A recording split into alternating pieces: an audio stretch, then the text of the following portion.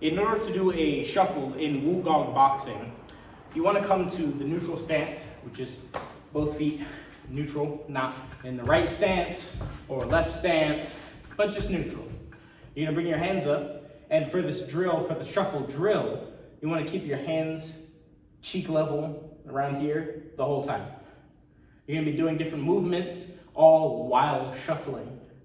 So the base of a shuffle is both feet prime, right? Heels up, okay, on your toes, knees are bent, and then all you do is you teeter to one side and you shuffle.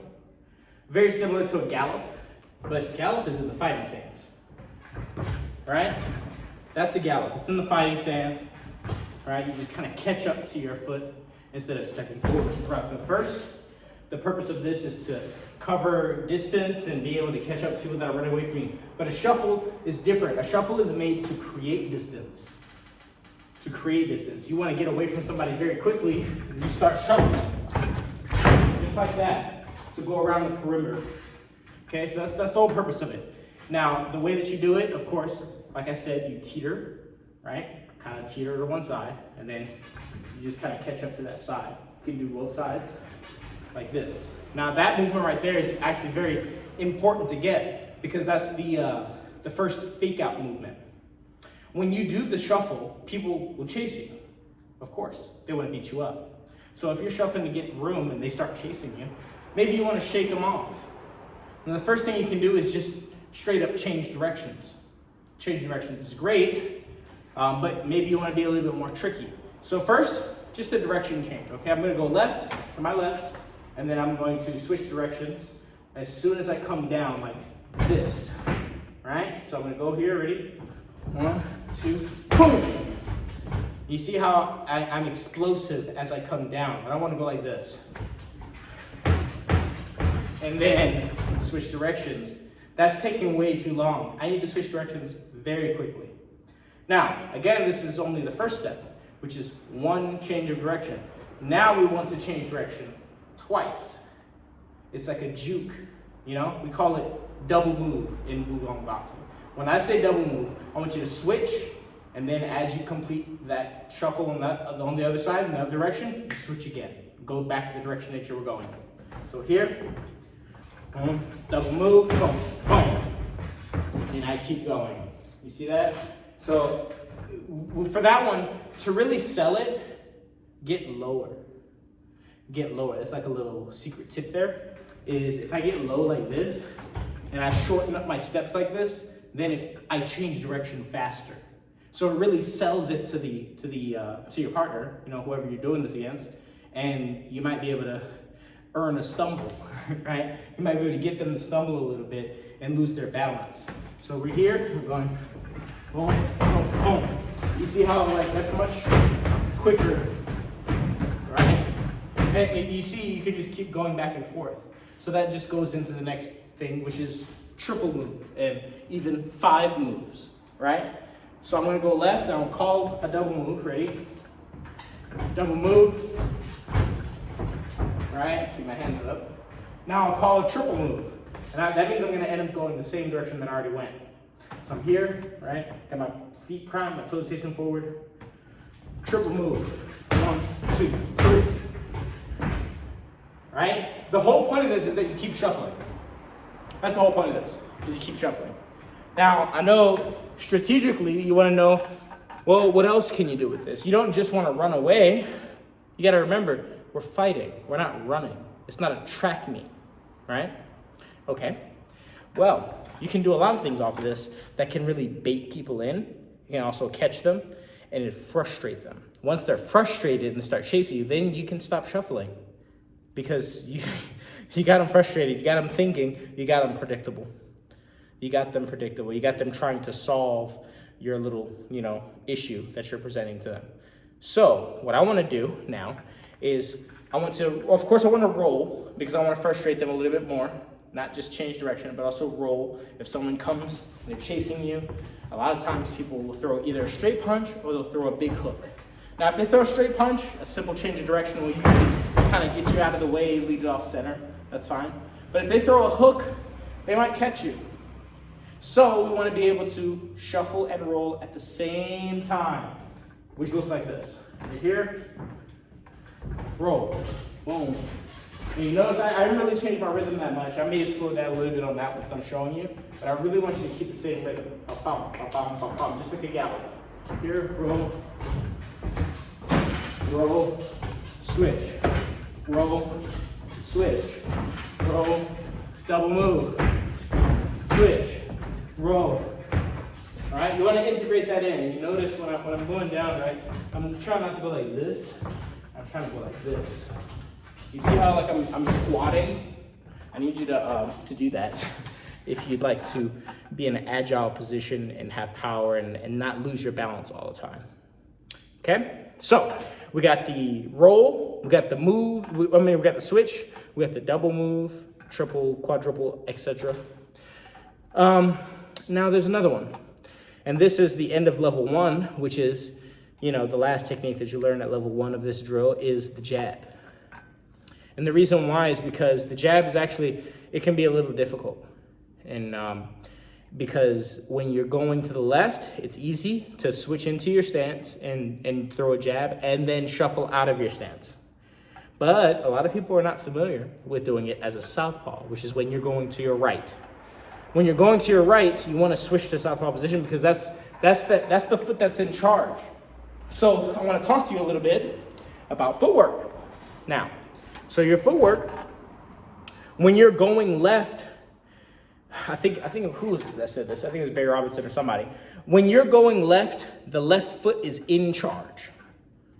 Even with the shuffle and with the go step and all that stuff, with a gallop, even though you're starting with the opposite foot, the left foot is still in charge. Think of the left foot as the boss when you're going left. So that means if you want to go left and I want to throw my right jab as a southpaw, I have to go like this. Put you in charge and then throw my jab. Whereas if I just let this one be in charge, then I just pivot, boom. You see how I just pivot into my jab, boom, and throw it. There you go. And that's essentially how I want you to do it. I want you to shuffle here. See my foot? It's going to stay right there.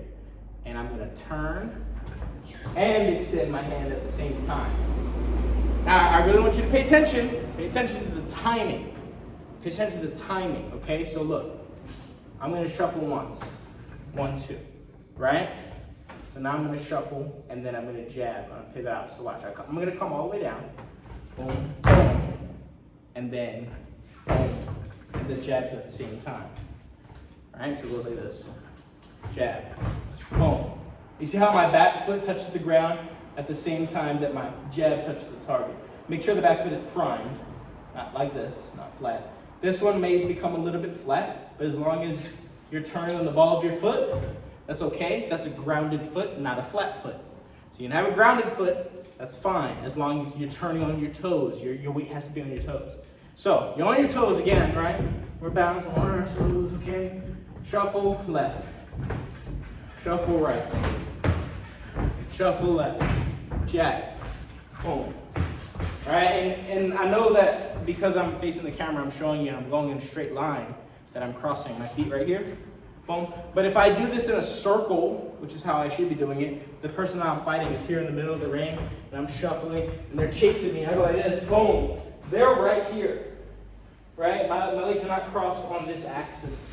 So if I was facing the camera and I did it, let me try to get it here. Jab, boom. Right? I just barely got it, but you see, I'm not crossing my feet there. So that's the whole, premise of that. Now, again, that's only going to the left. So let's go to the right now. Okay? Shuffle to the right. Bop, bop, jab. Boom. Right? All you do is you come to your left stance. I lost my balance, right?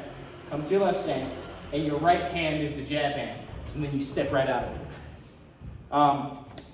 Coming out of the jab, all you do is you take the front foot, and you step back out into your neutral stance.